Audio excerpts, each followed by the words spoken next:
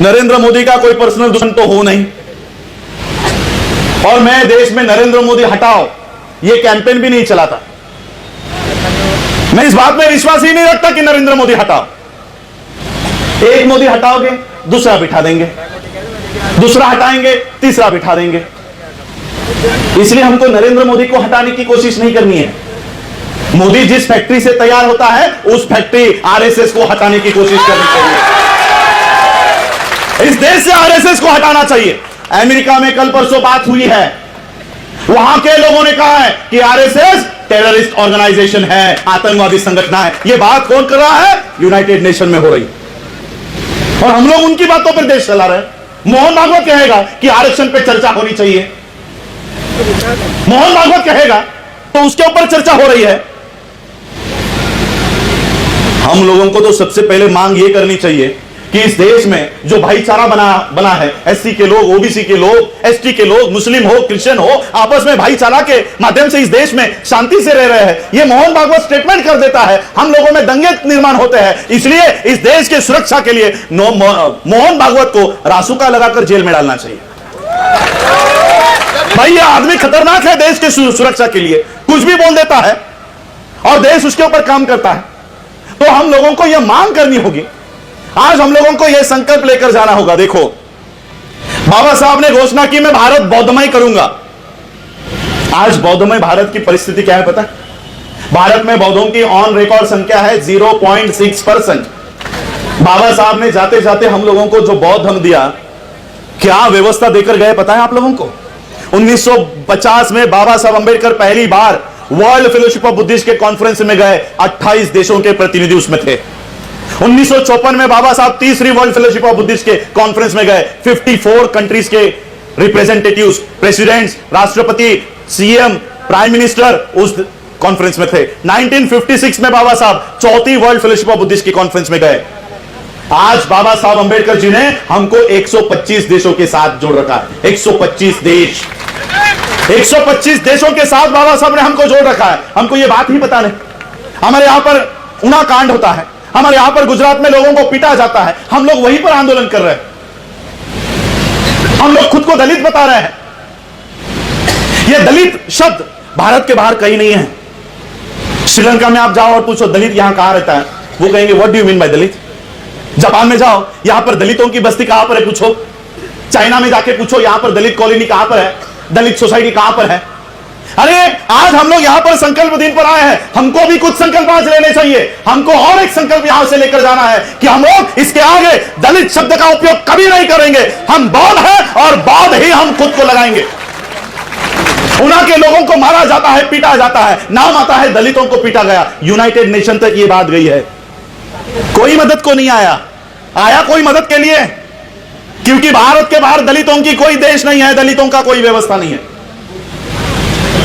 यही लोग अगर बौद्ध होते हैं तो इन बौद्धों का जागतिक स्तर पर आवाज उठाने का काम मैं अपने मन से करूंगा। इतनी गवाही मैं आज आपको देता हूं, और यह काम मैंने किया। मैं सिर्फ घोषणा नहीं कर रहा। बाबा साहब अंबेडकर जी के स्टैच्यू को तमिलनाडु में दिन दहाड़े तलवार से तोड़ा गया। आप लोगों ने वीडियो देखा होगा। सभी लोग व्हाट्सएप पर फॉरवर्ड कर रहे थे, निंदा कर रहे थे, लेकिन मैंने व्हाट्सएप पे कोई प्रतिक्रिया नहीं दी, फेसबुक पे कोई प्रतिक्रिया नहीं दी। जो 3 वीडियोस मुझे मिले, कोई तलवार से तोड़ रहा है, कोई बाबा साहब की मूर्ति की विटंबना कर रहा है, दिन दहाड़े पुलिस वाले भी देख रहे हैं। ये सारे वीडियो उठाए और यूनाइटेड नेशंस को भेज दिए। यूनाइटेड नेशन को लेटर के साथ भेज दिया कि देखो डॉक्टर बाबा साहब अंबेडकर जी ने इस देश में बौद्ध धर्म का पुनर्जीवन यहां पर पुनर्स्थापित किया है। उन बोधिसत्व बाबा साहब अंबेडकर जी की मूर्ति को किस तरह से आरएसएस के लोग तोड़ रहे हैं, हमारी मदद कीजिए। यूनाइटेड नेशन ने मुझे रिप्लाई भेजा और कहा आप आपकी बात विस्तार से हमारे सामने रखिए कि क्या बौद्धों के ऊपर वहां पर हो रहा है। और इसलिए बाबा साहब ने जो व्यवस्था हमारे हाथ में दी है, क्या व्यवस्था है पता है? हमारे बच्चे को किसी ने गाल पर भी यहां पर वडोदरा में चाटा लगा दिया।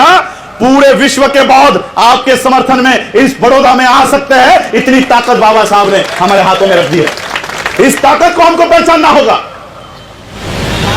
बौद्ध धर्म के माध्यम से इस आंदोलन को हमको खड़ा करना होगा। जापान में 2018 में गया, 2017 में गया, और वहां पर मैंने उनके सामने मांग कर दी है कि हमको भारत में हमारी शिक्षा बंद कर दी जा रही है, हमारे बच्चों को शिक्षा से वंचित किया जा रहा है। और इसलिए हमको भारत में उस समय सम्राट अशोका के कार्यकाल में 17 यूनिवर्सिटीज हमारे भारत में थी, 17 विश्वविद्यालय थी। आज हमारे पास एक स्कूल भी नहीं है। मैंने वर्ल्ड फेलोशिप ऑफ बुद्धिस्ट के सामने मांग की है कि हमको बुद्धिस्ट यूनिवर्सिटी भारत में खड़ी करनी है। ये बुद्धिस्ट यूनिवर्सिटी भी हम भारत में ला रहे हैं। ये काम हमको भारत में बाबा साहब के ये आंदोलन पूरा करना होगा। देखो, बाबा साहब अगर चाहते तो क्या शुगर फैक्ट्री खड़ी नहीं कर सकते थे? बाबा साहब अगर चाहते तो ये कपड़ों की इंडस्ट्री खड़ी नहीं कर सकते थे? Textile mill, paper industry. Baba Saheb अगर चाहते कि मुझे पैसे कमाने हैं, मुझे बड़ा आदमी बनना है, तो बाबा साहब कोई भी इंडस्ट्री खड़ी कर सकते थे। लेकिन बाबा साहब ने पैसे कमाने के लिए शुगर फैक्ट्री, टेक्सटाइल मिल नहीं डाली। मेरे समाज के बच्चे पढ़ने चाहिए, इसलिए पीपल्स एजुकेशन सोसाइटी खड़ी की। हम लोगों को उस एजुकेशनल मूवमेंट को खड़ा करना होगा। हम लोगों को इन सारे बाबा साहब अंबेडकर जी के बातों को आज खड़ा करना होगा। और इसलिए इस संकल्प भूमि से हमको ये बात आज पूरी करके यहां से मन में लेकर जानी है कि बाबा साहब के अधूरे रहे हुए जो काम है वो हमको पूरे करने हैं। देखिए, समय भी बहुत हो चुका है, मुझे भी अगले कार्यक्रम के लिए निकलना है। मैं जाते जाते आप लोगों को सिर्फ इतना ही कहना चाहूंगा। देखो, बाबा साहब ने बड़ी संघर्ष से ये कार्रवाई यहां तक लेकर आए। बाबा साहब की आर्थिक हालात नहीं थी, बाबा साहब की शारीरिक परिस्थिति नहीं थी। 4-4 बच्चे बाबा साहब ने इस जमीन में दफना कर बाबा साहब ने ये मूवमेंट खड़ी की। बाबा साहब की आखिरी दिनों में उनकी बहुत इच्छा थी कि मेरे इस कारवा को, मेरा ये समाज आगे बढ़ाए। 18 मार्च को बाबा साहब ने अपनी व्यथा आगरा के भाषण में बताई। बाबा साहब ने कहा कि बड़ी मुश्किल से मैं ये कारवा यहां तक लेकर आया हूं, लेकिन इसको आगे लेकर जाने वाला कोई भी मुझे नहीं दिखाई दे रहा। 18 मार्च को बाबा साहब कहते हैं कि मुझे पढ़े लिखे लोगों ने धोखा दिया, पढ़े लिखे लोगों ने मुझे धोखा दिया। आज बाबा साहब हमको धोखेबाज कहते हैं। जिन बाबा साहब के बदौलत आज हम लोग सूट बूट टाई कोट में घूमते हैं, बाबा साहब हमको धोखेबाज कहते हैं। क्यों? क्योंकि मेरा आंदोलन नहीं चलाता। मेरे आंदोलन की वजह से पढ़ लिख गया, मेरे आंदोलन की वजह से 10वीं पास हो गया, 12वीं पास हो गया, ग्रेजुएट हो गया, पोस्ट ग्रेजुएट हो गया, डॉक्टर बन गया, इंजीनियर बन गया। मेरे आंदोलन की वजह से बना, लेकिन मेरा आंदोलन चलाने के लिए ये आगे नहीं आ रहा। मेरे आंदोलन की वजह से ये बड़ा आदमी बन गया, लेकिन अपने घर और परिवार को ही चला रहा है। बाबा साहब के आंदोलन के तरफ देखता भी नहीं। इसलिए मैं आप लोगों से उम्मीद करूंगा, अपील करूंगा कि बाबा साहब के इस धम्म के कारवा को बढ़ाने के लिए मैं किसी पॉलिटिकल पार्टी का समर्थन भी नहीं करता, विरोध भी नहीं करता, लेकिन जो भी इस देश में मानव अधिकारों के उल्लंघन करेगा, हम उसके विरोध में आवाज उठाएंगे। चाहे वो राहुल गांधी हो या नरेंद्र मोदी हो, कोई भी हो, मुझे किसी से डर नहीं है। ये आज जो ताकत मुझे बोलने की मिली है, ये बाबा साहब के संविधान से मिली है। आज भी इस देश में मेरे बाप का कानून लागू है, नरेंद्र मोदी के बाप का नहीं।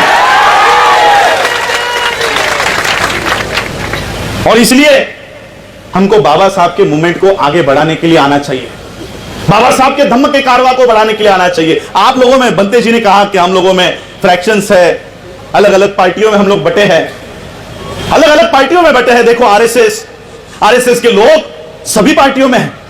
मैं एक दिन आज तक पर कोई डिबेट देख रहा था, कांग्रेस के यहां से तिवारी, बीजेपी के यहां से त्रिपाठी, वो सीपीआई के यहां से कुलकर्णी, और आम आदमी पार्टी के यहां से देशपांडे। सभी ब्राह्मण अलग अलग पार्टियों से चर्चा में बैठे हैं। अगर आरएसएस के लोग सभी पार्टियों में हैं, लेकिन वो अपने ब्राह्मणवाद के लिए एक होकर काम करते हैं, तो मैं आप लोगों को पूछता हूं, आप लोग अपने अपने अलग अलग पार्टियों में होने के बाद आप लोग आपस में मनमुटाव क्यों रखते हो? अगर वो अपने ब्राह्मणवाद के लिए एक हो सकते हैं, तो अलग अलग पार्टियों में रहकर आप बौद्ध धर्म के लिए एक नहीं हो सकते? जिस तरह से आप लोग विहार में जाते हो, बौद्ध विहार में जाते हो, अपने चप्पल जूते बाहर रखते हो, मैं आपसे अपील करूंगा, इस बौद्ध धर्म के मूवमेंट में आते हुए अपने अपने पार्टियां बाहर रखो और बौद्ध बन के एक आओ, एक होकर लड़ो। बाबा साहब के इस बौद्ध धर्म के मूवमेंट को हमको आगे बढ़ाना है। पॉलिटिक्स तो इन लोगों ने हमारा खत्म कर दिया। इस बौद्ध धर्म के मिशन को आगे लेकर हमको अपने हक और अधिकार की लड़ाई लड़नी है। देखो, जाते जाते मैं एक ही आपको ब्यौरा देता जाऊंगा। आज आप लोग मेरे यहाँ पर ओएनजीसी का स्टाफ जिन्होंने मुझे यहाँ पर आमंत्रित किया है, बंते जी ने मुझे यहाँ पर आमंत्रित किया है, मैं आप लोगों को बताना चाहता हूं, यहाँ पर पढ़े लिखे लोगों को बताना चाहता हूं कई लोग मुझे पूछते हैं कि बाबा साहब की संपत्ति क्या है, बाबा साहब की प्रॉपर्टी क्या है। मुझे पूछते हैं कि बाबा साहब के प्रॉपर्टी से आपको कितना हिस्सा मिला, क्या क्या मिला, कौन सा बंगला मिला, कौन सी कॉलेज मिली। मैं आज आपको बाबा साहब के प्रॉपर्टी के बारे में बताना चाहता हूं। बाबा साहब जब उनका महापरिनिर्वाण हुआ तब तक बाबा साहब 4 डिपार्टमेंट के मंत्री रह चुके थे। मंत्री 4 डिपार्टमेंट के 4 खाते के मंत्री थे। आज कोई एक सादा नगर सेवक, आप लोग क्या कहते हो, कॉर्पोरेटर भी कोई बन जाता है लोकल बॉडी में।